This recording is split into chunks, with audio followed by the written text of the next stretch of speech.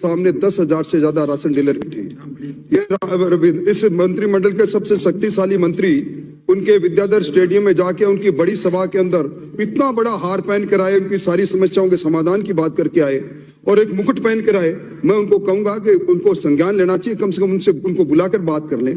और इसी तरह सभापति महोदय, जिला परिषद के सदस्य और पंचायत समिति के सदस्य राजस्थान के आज इस शहीद स्मारक पर बैठे हैं। मैं मंत्री महोदय से कहूंगा उनको लोकतंत्र में चाहते हैं क्या, लोग अपनी बात कहना चाहते हैं। और मंत्री महोदय, मुझे आपसे उम्मीद नहीं थी कि आप जो कहते हो लोग कहते हैं वो करते हैं। ये प्रताप की बाहें इतनी कमजोर हो गई, ये मुझे उम्मीद नहीं थी। मुझे आपसे सहानुभूति है और ये राजस्थान का जो राशन डीलर है ये जगह जगह आपके पुतले जलाएगा और मैं उसकी अगुवाई करूंगा। Thank you. श्री अमीन खान जी। इनका समस्याओं का निदान करने का काम करें। और सभापति महोदय, अंतिम एक निवेदन मेरा जरूर है। इनके वो तो बहुत सी घोषणाएं अधूरी है। इनके मंत्री महोदय बड़बोले जरूर है। श्री कृष्णा राम, इनके ट्रांसपोर्ट मंत्री रहे पहले, अब खाद्य मंत्री हैं। कृष्णा राम जी, 1 मिनट। राशन डीलरों की मांगों को लेकर उनके धरने के ऊपर गए और कहा कि आपकी वाजिब मांगों को मैं विधानसभा के बजट के अंदर आपको पारित कराने का काम करूंगा। मंत्री धरने के ऊपर चले जाए, फिर भी राजस्थान के राशन डीलरों की मांग पूरी नहीं करे, तो मुझे लगता है कि राजस्थान के अंदर आम जन भी विश्वास खो चुका है। इसलिए मैं चाहूंगा कि राशन डीलरों की भी जायज मांगों को पूरा करने का काम करें। धन्यवाद। प्रदेश के राशन डीलरों को मानदेय कर्मी घोषित करने के संबंध में प्रक्रिया के नियम 295 के अंतर्गत प्रस्ताव। महोदय, उपरोक्त विषय अंतर्गत निवेदन है कि प्रदेश में वर्तमान में उचित मूल्य दुकानदार विगत कई वर्षों से प्रदेश की जनता को अपनी सेवाएं देते आ रहे हैं, परंतु उनकी स्थिति बहुत ही दयनीय है। उनको कोई मानदेय कर्मी का दर्जा नहीं दिया गया तथा आय का भी कोई अन्य साधन नहीं है।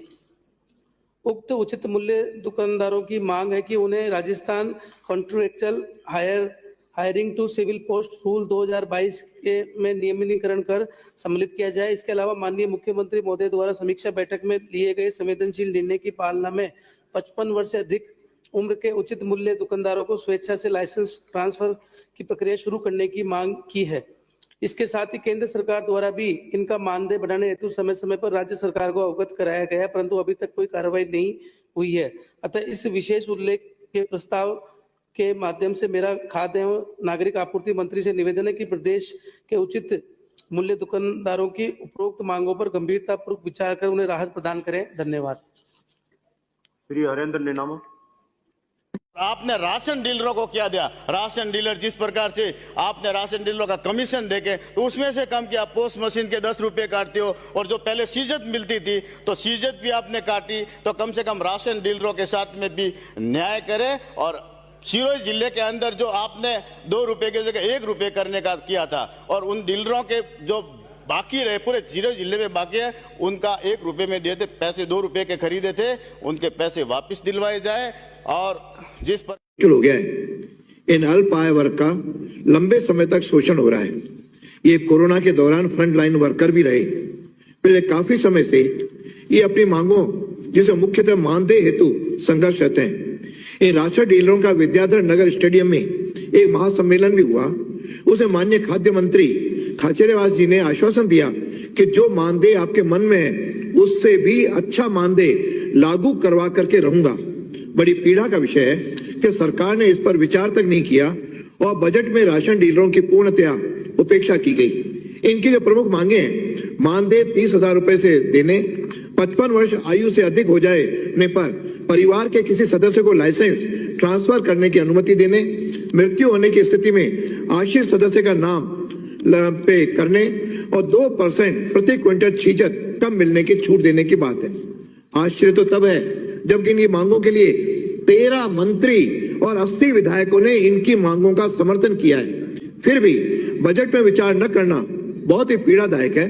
तो मेरी सरकार से मांग है आपके माध्यम से कि इनकी मांगों को तत्काल स्वीकार करके इनको राहत दें ताकि 27,000 परिवार अपना पेट पालन कर सकें और मंत्री जी के आश्वासन की भी धज्जियां न उड़े और उनको पूरा किया जा सके। काफी हड़ताल में भी है, 8-10 हजार लोग यहाँ बाहर आए हुए भी हैं।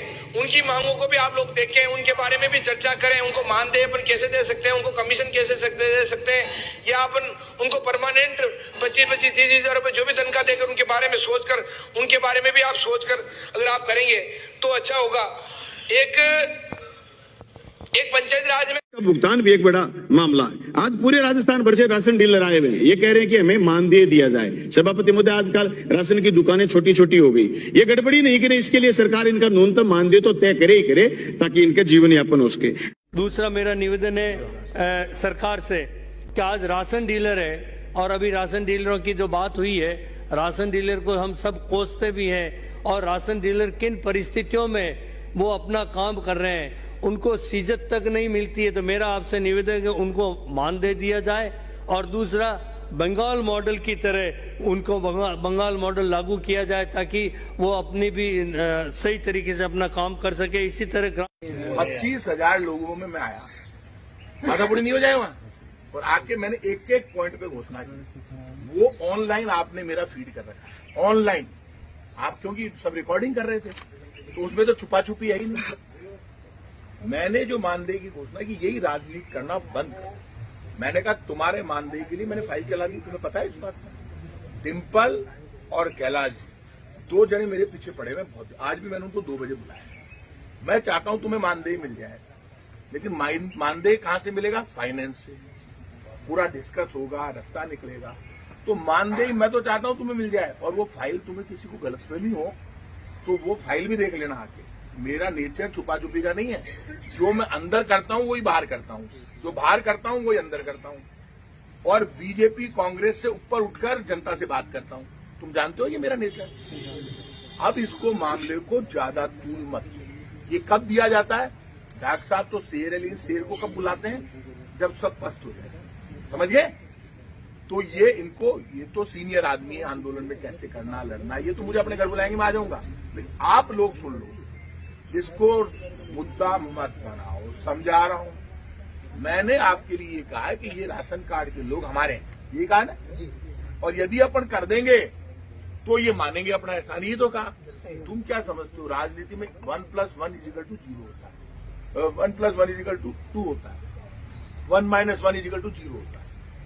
दिमाग से काम होता है। प्रताप सिंह खाचरियावास इस सरकार का मुखिया नहीं है, मैं मुख्यमंत्री नहीं हूं, मैं मंत्री। और अग्रसर हो। और दूसरी चीज, खाद्य सुरक्षा के तहत जो राशन डीलर आज धरना दे रहे हैं, उनकी भी मांग वाकई में वाजिब है। उनको कुछ नहीं मिल पाता, थोड़े से कमीशन पर काम करते हैं, तो उनको भी मानदेय दिया जाए और उनका नियमितीकरण कर जाए। मैं आज मंत्री महोदय से ये मांग करता हूं।